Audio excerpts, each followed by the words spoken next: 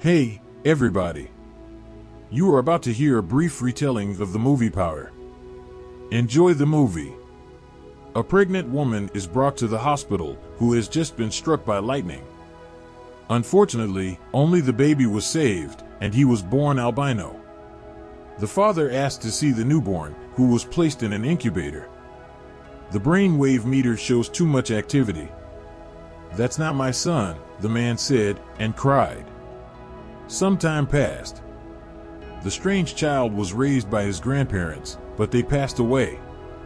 Turns out the albino was kept in the basement by his relatives. Sheriff Barnum brought in child psychologist Jesse Caldwell. Neighbors say the kid's mentally retarded, some kind of freak. Maybe there's a reason the old folks kept him hidden from everyone. The sheriff and the psychologist went down to the basement. The kid sat in the dark and said in a calm voice that his name was Powder. Finally, the guy showed himself. Jeremy, that's Powder's real name. The sheriff couldn't take his eyes off such an unusual man. Jeremy says he can stay outside as long as the sun's not too high. He has a painful sensitivity to light. Sometimes dark glasses don't help. Powder never went to school, although he likes to read. He has a phenomenal memory. The guy asked Jesse to name any page in a book and from memory told exactly what was written there. He knows by heart all the books in his considerable library. Powder, wearing dark glasses and an old grandfather's suit, left the basement. As he passed near the police cars, a siren suddenly went off. Only now did the sheriff notice that the roof of the house was rigged with lightning rods, and the deputy said the dead grandfather's body was saturated with electricity, as if he'd been fibrillated.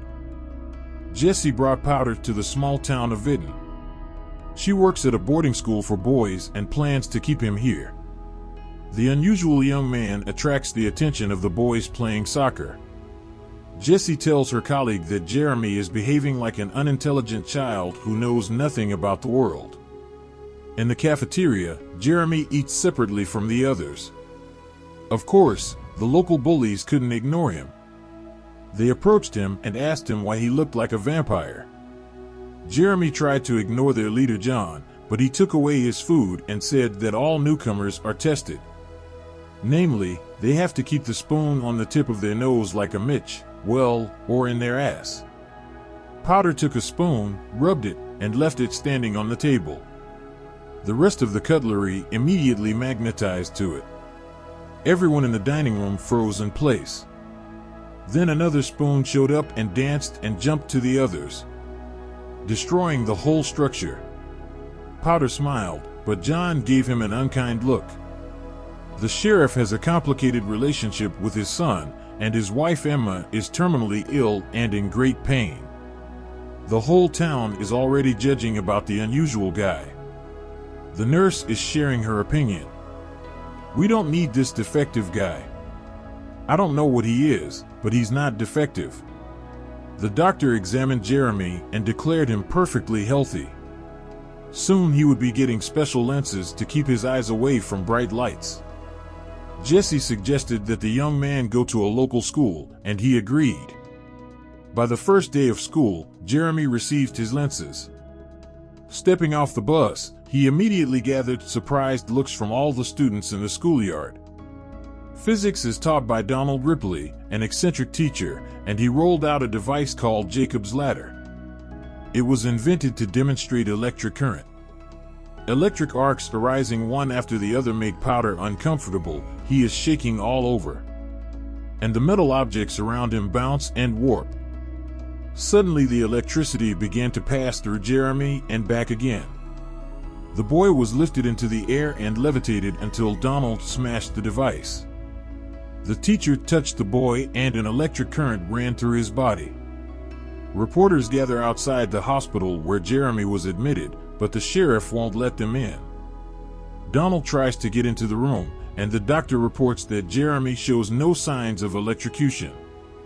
He's feeling fine, although there's a big hole burned in his sweater. The teacher concluded that Jeremy is an electrical conductor, which is why his hair isn't growing. Meanwhile, unnoticed, Powder had escaped from the hospital. The dandy was walking down the street when his classmate Lindsay's dog barked at him. She's surprised that the boy recovered so quickly. Lindsay noticed that Jeremy has a beautiful eye color, but he immediately took off his lens, which embarrassed her a little. Powder is stared at by all the neighbors. He admits that he can listen to people from the inside, all their thoughts and memories. But Lindsay didn't take his words seriously. Jeremy went back to his house, but the sheriff blocked his way. The boy feels that the sheriff's deputy is afraid of him. He says he doesn't want to go back to boarding school, and Jeremy can't stay in the hospital anymore. His worst memory, his birth, is connected to this place. A professor from the Ministry of Education came to the boarding school.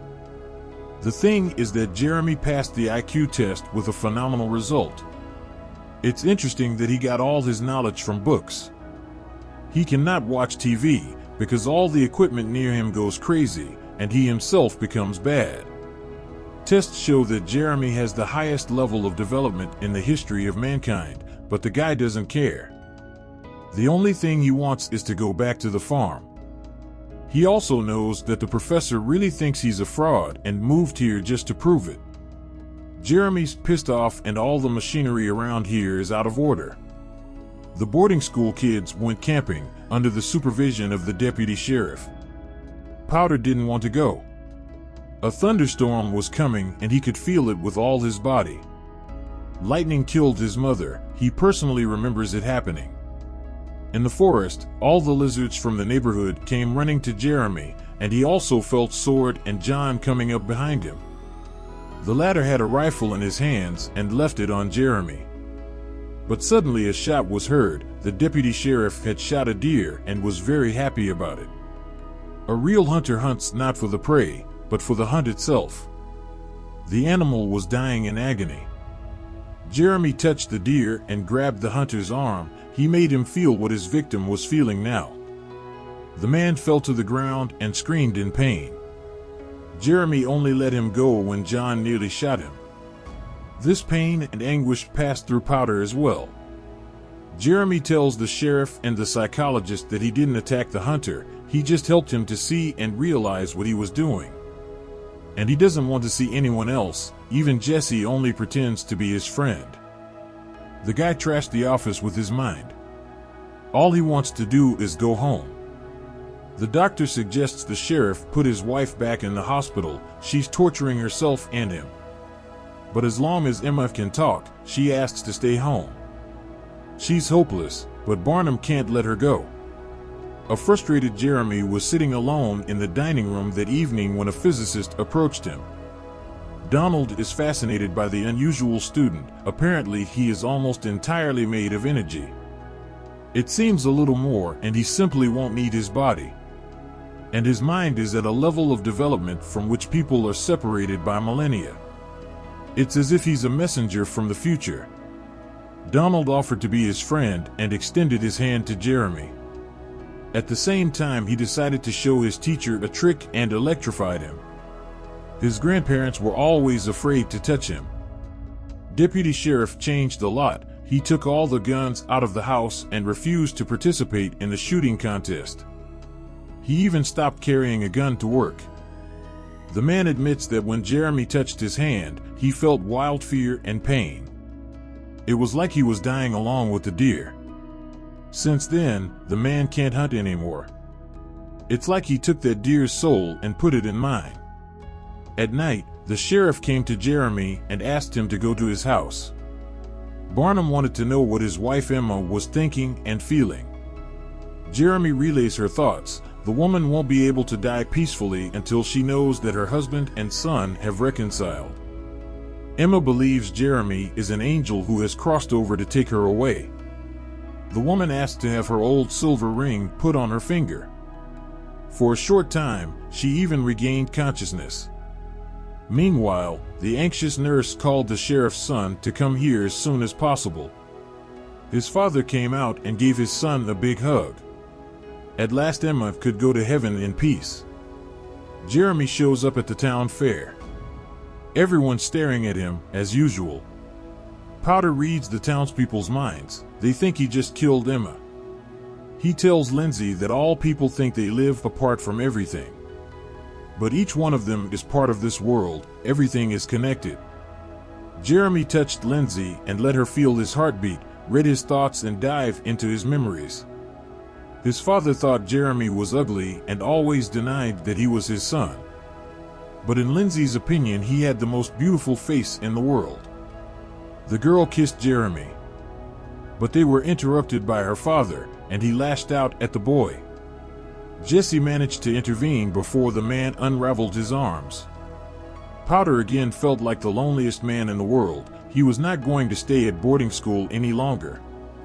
So he packed up his things and was about to go to the farm, but decided to stop by the gym one more time to look at the most ordinary guys. There he looked at Sky in the shower room, his mane and hairy armpits. For this, John began to mock the young man and took his hat. And then Jeremy said the words his drunken stepfather used to say to John. He had beaten John all his childhood, which is why he had grown up so bitter. The big guy got angry and pushed Powder against the wall. Suddenly, there are thunderclaps. The scoundrel saw that Jeremy was frightened and dragged him outside with his friends. Only Meech tried to stand up for Powder, but John was not going to stop. After stripping the poor guy naked, he mocked his absolute whiteness. He should be painted. John laughed and kicked Jeremy into a muddy puddle. Then the two goons picked him up and brought him back to the main one. Lightning flashed right above them. Powder began to attract all the metal objects the bullies were wearing. Suddenly it was like Jeremy exploded with energy and scattered everyone around. The guys scrambled to their feet and John's heart stopped. Powder went over to him and started hitting him in the chest with electrical charges to restart his heart, and Jeremy managed to do it. Meech promised that he would help him escape from the boarding school. Jeremy hid in a car with haystacks and drove it to the farm. He finally got home and went down to the basement. Soon Jesse arrived here and found the guy in a completely empty room. Everything the young man once had was taken from here. She promises Jeremy that if he goes with her, they will definitely work something out. Donald has volunteered to help them, but the conspirators haven't escaped in time. The cops arrive. Jesse asks the sheriff to just turn away and let them escape. Thunder rumbled again. The sheriff took his partners aside and ordered him to get the hell out of here. For some reason, Jeremy didn't get in the car with Jesse. He told the sheriff that his wife hadn't gone anywhere, she was everywhere. Powder ran into the field spreading his arms, and lightning struck right at him. Jeremy ran and filled with energy until he dissolved in a bright flash of light. The powerful pulse traveled through the people. Powder became a part of everything, pure energy that no longer needed a human shell.